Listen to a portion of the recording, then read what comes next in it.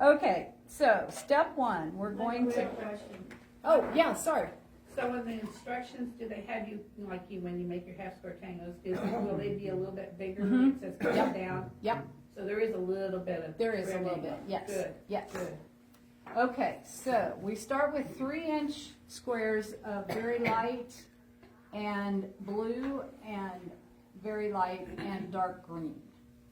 And so this is a 3-inch square of each. And to, the instructions say, draw a diagonal line corner to corner and then sew 1/4 inch on either side of it. Okay, if you're struggling with that, we have a tool for it. Again, this is a really inexpensive tool. It has a groove down the middle that you can't see, but I'm running my fingernail through it. That is what you put on your corners. Then this unit is a 1/2 inch wide, so when you draw on either side of it, you'll draw lines on either side. That gives you your sewing lines. The other way, when you draw here, you're deciding your 1/4 inch. This way, your 1/4 inch is drawn for you. But since this is a 1/2 inch wide, sew on the inside edge of those drawn lines, so you don't go outside that 1/2 inch total. Okay, so you'll sew on either side, and then you'll cut it down the middle, and you end up with 2 half square triangles. These, the blue ones, you will press towards the very light.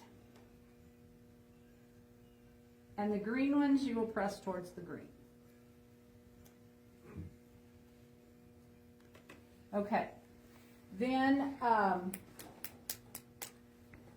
there are I'm going to show you 2 different ways to square them up. We have people that already have these clearly perfect slotted trimmers. They are designed to be used before you open and press your triangles, okay? So you will put the 2.5 inch line on the stitching line. And I'll put it back up on the board for you guys here in just a second. So the stitching line is on that dotted 2.5 inch line. And then you'll trim everything that's outside of that. Now there's also these slots here that you can put your cutter in, and that will get rid of the little triangles that hang out over the edge.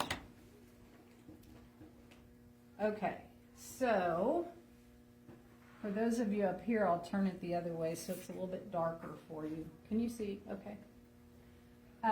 So the 2.5 inch line goes on the stitching, and then you trim on either side, and then you can take your little triangles off with the slots. Okay, you're using trimmer A, which is the one that is the 1/2 inch. When you buy these, they come in a set of 2. B is for ones that are whole inch lines, and so these are. Now, the reason these 2 look differently is because I've sprayed some stuff on the back of mine to make it tacky. The clearly perfect, or the Quilter Select rulers that we use, have that kind of tacky backing on them to keep your ruler from sliding around when you're cutting. So this mimics that, and it's called Grippy non-stick coating.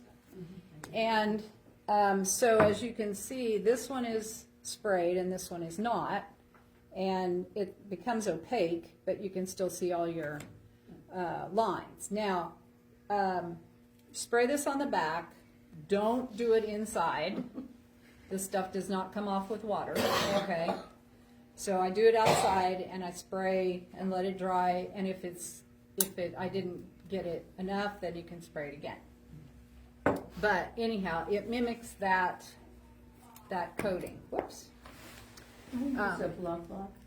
Yes, if you like block and you have them, yes, that is the block rulers.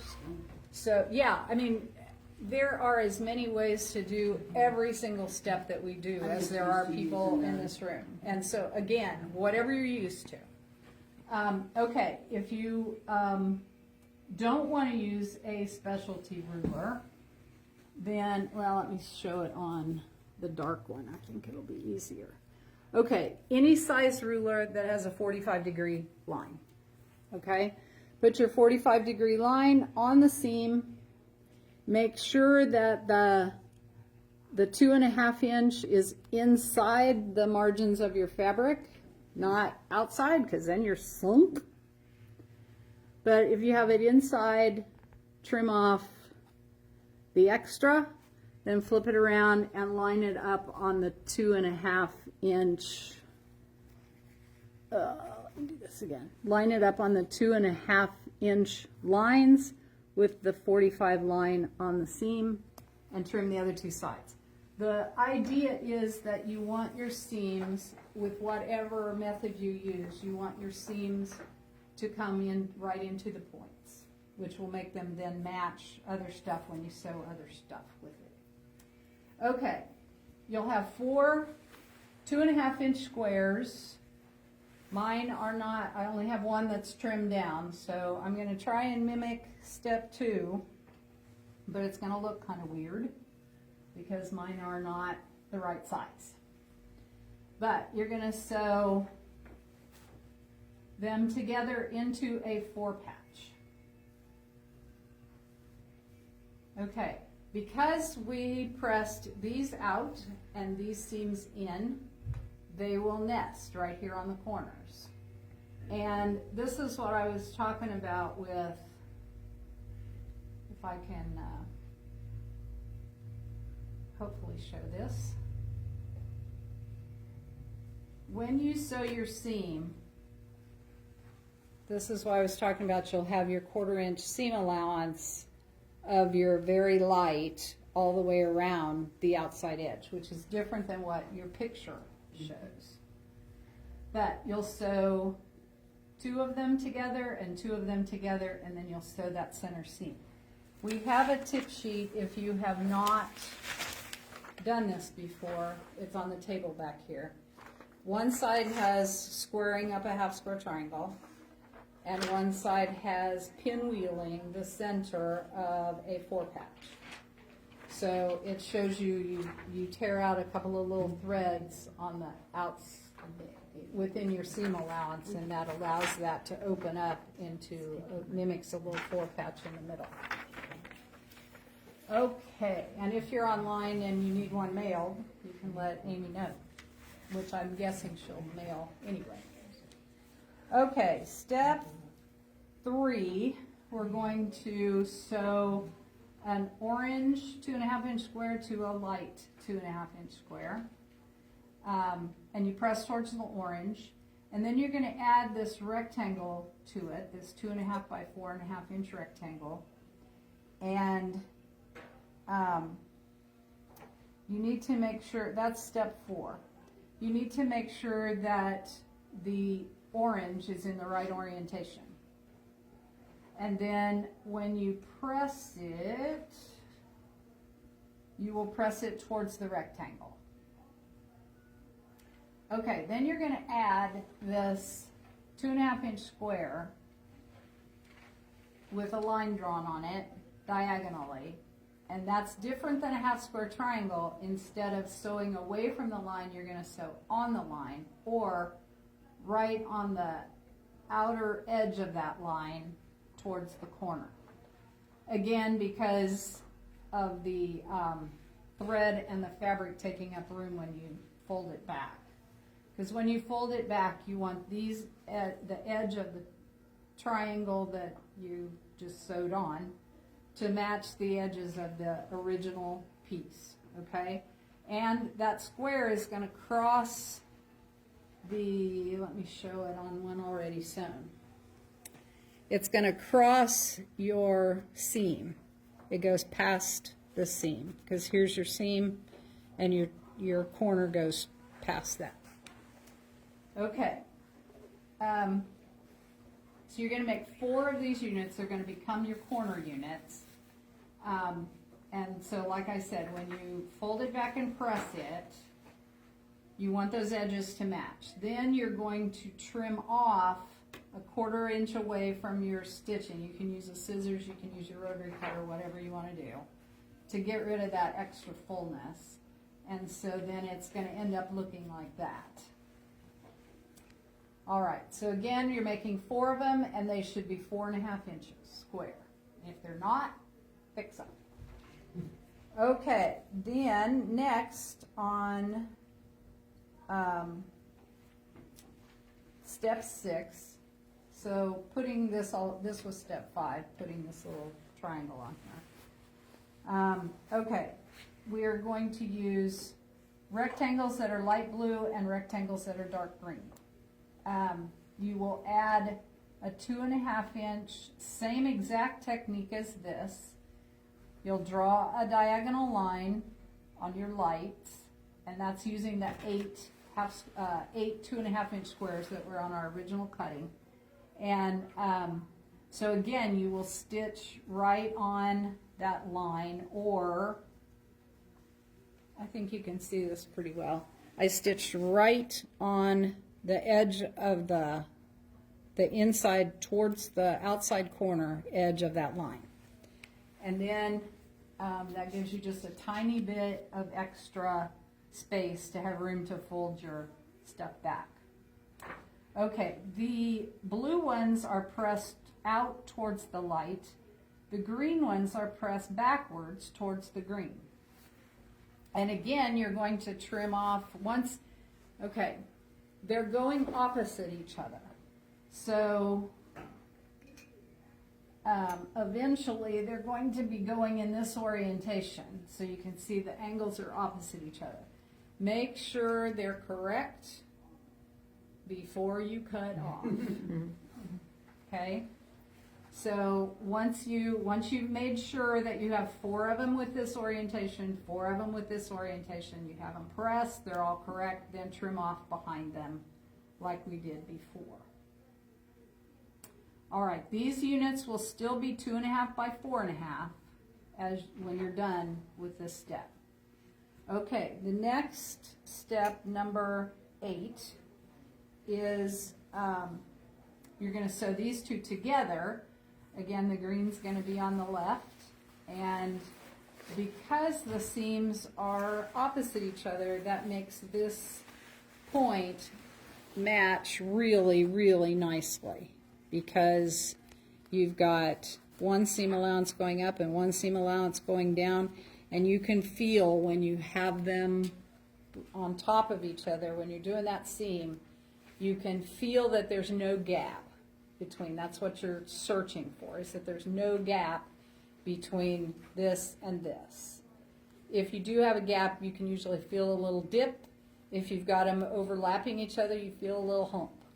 And you don't want either of those things. You just want it to be flat. Okay, so sew that seam. This unit should also be 4.5 when you're done. And you're going to make 4 of them again.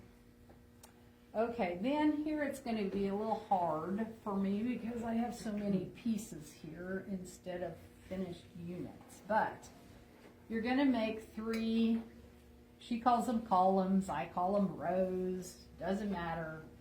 You'll make sure that the square is to the inside and the point is on the outside.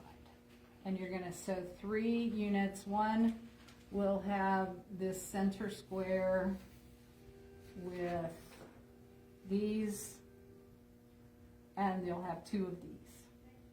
Okay, and my pattern is an old one, so it's different colors than yours.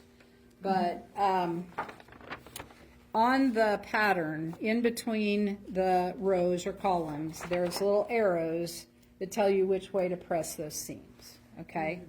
So the 2 outer rows are pressed towards the center, and this center row is pressed out.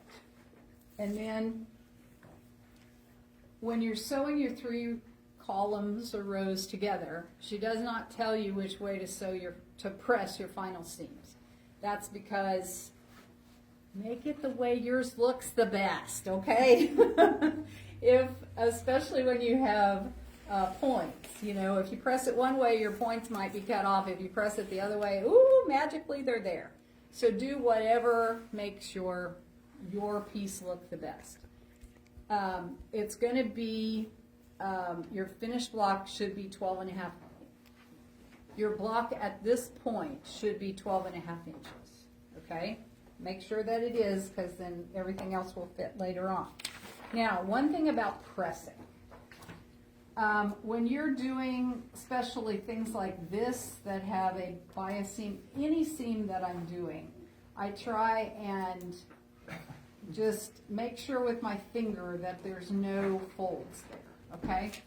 Then I take my iron and just down and up. I don't scrub it around because that makes gets your fabric distorted, okay? Steam or no steam, that's totally up to you. Batiks press so well. That's why I love them so much. I don't use steam, and mine are just as flat as if you do use steam. So, but especially if you're using steam, don't scrub your iron around, because again, it can be really distorting to your fabric. So, May I ask a question? yeah. I was always taught we use steam all the time. Mm-hmm. And then I joined the Quilt Guild, and they say, don't use steam. Never use steam. I went, okay. What is the difference between using steam versus not using steam? Steam, because it's hotter and wetter, sometimes will make your fabrics relax a little more and settle into their pressed state. Mm-hmm. A wool pressing mat helps keeps the heat on the bottom as well as on the top. Sometimes using pressure, if you've heard people talk about clappers, using a book can be a clapper. I mean, it doesn't have to be a piece of wood, but something that's going to hold the heat in longer and make your stuff flatter. So it is entirely personal choice. Okay. If steam's what you like, use steam. If you're a heavy ironer like I am, I don't use steam because I distort things too much. Okay. Thank you. Any other questions? Okay. Amy, there's some I'm going things. to show the block real quick Oh, yep. The one up there in the corner. so they get a good look at it. Okay, this year we are also offering oops kits like we have it. Sorry. Like we have in the past. It's a fat eighth, so 9 inches by half the width of fabric of each of the fabrics that we're using in the quilt. And they are $18. If you're online and would like to order one, just say oops. If you're here in the shop, they have them at the front counter.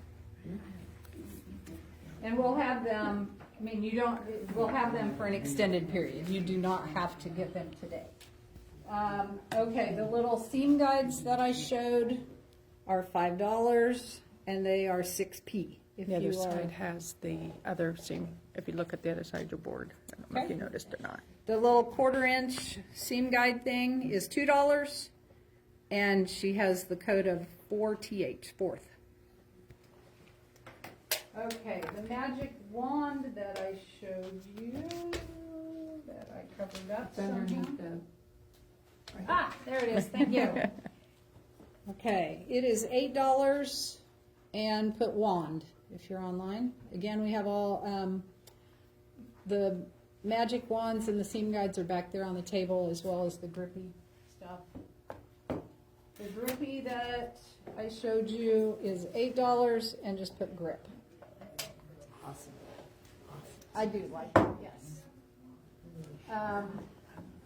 This Clearly Perfect slotted trimmers come in a pack of 2.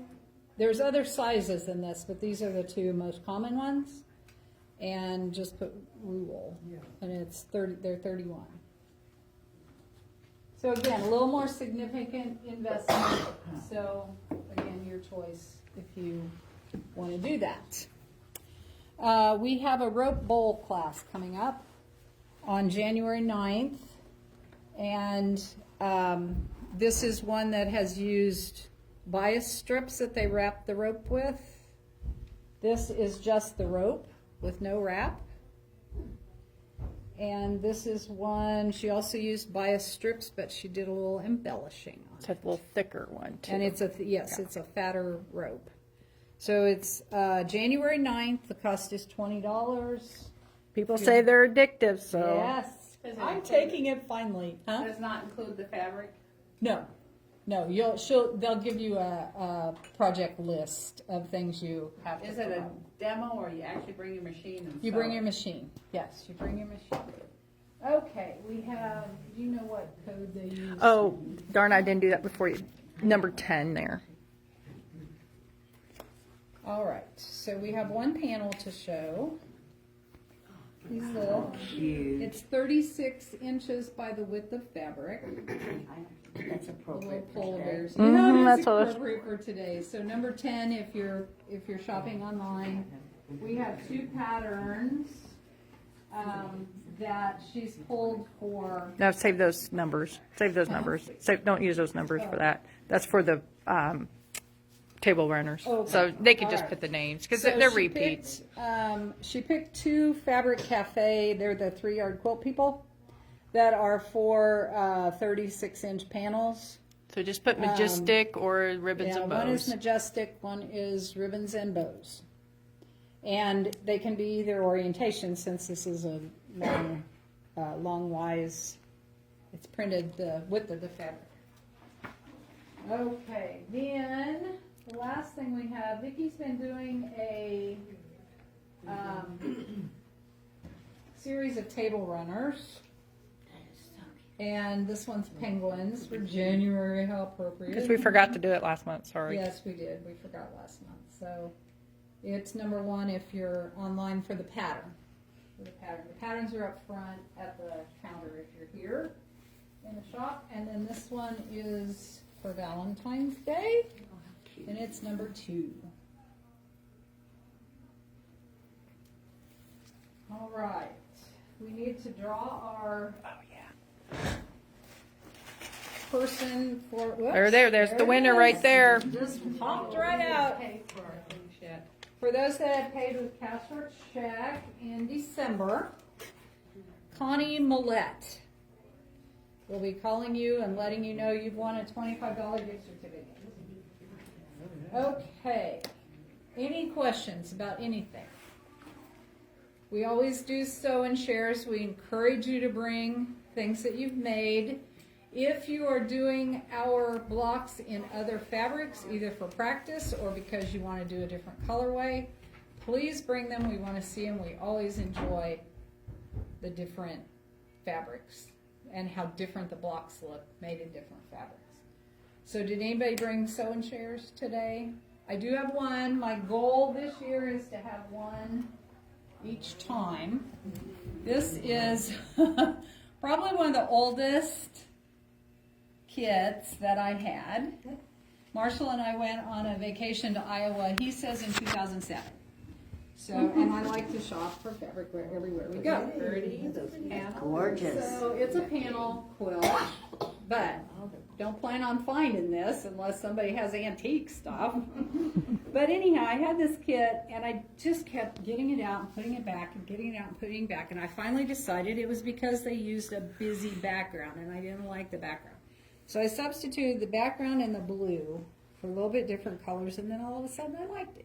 Yeah, that's beautiful. So, and it was a pattern that came with the line. So again, don't think you can find it. But anyhow, The inspiration's done. there. And I finished the binding on New Year's Eve. So, Fantastic. so yeah, you can tell what kind of partiers we are on New Year's Eve. Anyhow, all right. I'm so sorry this went on so long this time. We will not It's very be important. doing all this every time.